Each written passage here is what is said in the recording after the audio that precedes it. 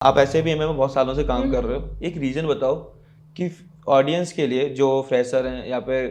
अपनी tag change करना चाहते हैं वो एसएपी एमएम क्यों सेलेक्ट करें। और आज वो एमएम के ऊपर एमएम के बलबूते पे हैंडसम पैकेज ले रहे हैं क्योंकि एमएम उतना इजी है समझने के लिए, अगर मैं बाकी कंपेयर करूँ दूसरे मॉड्यूल्स के साथ। क्या डेली बेसिस पे क्या काम होता है एसएपी एमएम में? सेटलमेंट मतलब आप जब पैसे दे देते हो तो इसको बोलते हैं एसएपी टर्म में इनवॉइस सेटलमेंट, और फिर इनवॉइस सेटल होने के बाद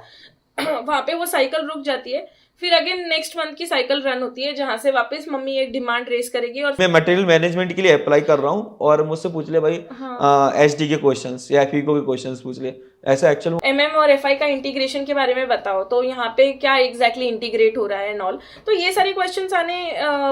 लाजमी है, आपको ये क्वेश्चन आ सकते हैं। लेकिन अगर मैं वैसी बात करूँ तो फर्स्ट इज कि आप कोर्स करो, फिर आप किसी कोर इंडस्ट्री में ज्वाइन हो। हाँ, ऑडियंस मुझे ये भी बोलेंगे कि यार कोर इंडस्ट्री में बहुत कम सैलरी होती है, सामने सामने आपका इंटरव्यू लिया जाता है, और अगर आप वहाँ पे गिल्टी फाउंड होते हो कि यार आपने तभी ऐसी ऐसी चीजें करके आपने वो इंटरव्यू मतलब फ्रॉडुलेंट करके आपने इंटरव्यू पास किया था, तो कंपनी आपके ऊपर मतलब लायबल है एक्शंस लेने के लिए। एमएम में जा रहा है, इंटरव्यू देने जा रहा है, किस टाइप के क्वेश्चंस पूछे जाते हैं? ऑर्गेनाइजेशनल स्ट्रक्चर क्या होता है, उसकी स्टार्ट कहाँ से होती है, हायरार्की क्या रहती है, कंपनी कोड, फिर प्लांट, परचेसिंग ऑर्गेनाइजेशन है ना। 5 ईयर का एक्सपीरियंस हो जाता है कि पैसा कितना मिलेगा। अगर आपको नॉलेज है लेकिन कम्युनिकेशन स्किल आपका प्रॉपर नहीं है तो सॉरी, आपको अपने कम्युनिकेशन पे काम करना बहुत जरूरी है। बहुत सारे मेरी ऑडियंस है जो ऐसे भी एमएम में जाना चाहती है, बट उनको कंफ्यूजन है कि यार ऐसे भी एमएम में जाना ही क्यों है। आप ऐसे भी एमएम में बहुत सालों से काम कर रहे हो, एक रीजन बताओ कि ऑडियंस के लिए जो फ्रेशर हैं या फिर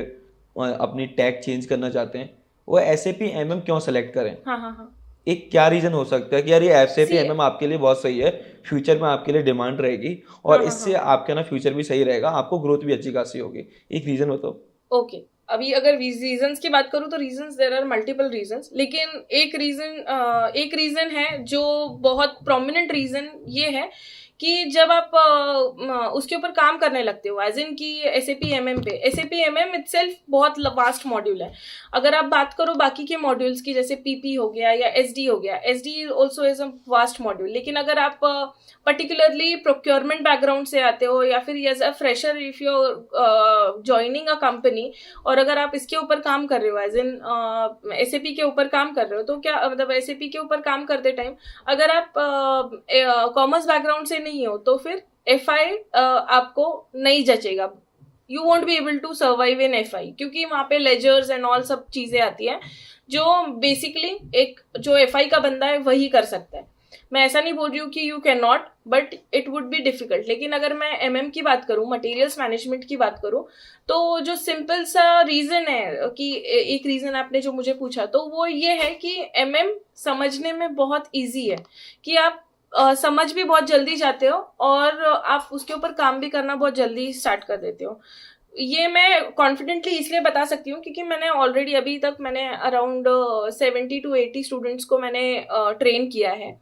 out of which 50% of the students were freshers. तो मैं उनके ऊपर से बता सकती हूँ क्योंकि उन्होंने वो चीज़ें की है जो मैंने सिखाई है और वो अभी अच्छे पोजीशन पे है। कि जहाँ एक बंदा लाइक अगर मैं एग्जांपल देने की बात करूँ तो एक बंदा था जिसने ऑलरेडी एसडी कर चुका था और वो एसडी में कर रहा था काम, but he was not comfortable enough, तो उसने फिर सोचा कि मैं एमएम भी करूंगा क्रॉस फंक्शनल करके, तो उन्होंने एमएम किया और आज वो एमएम के ऊपर एमएम के बलबूते पे हैंडसम पैकेज ले रहे हैं क्योंकि एमएम उतना इजी है समझने के लिए, अगर मैं बाकी कंपेयर करूँ दूसरे मॉड्यूल्स के साथ।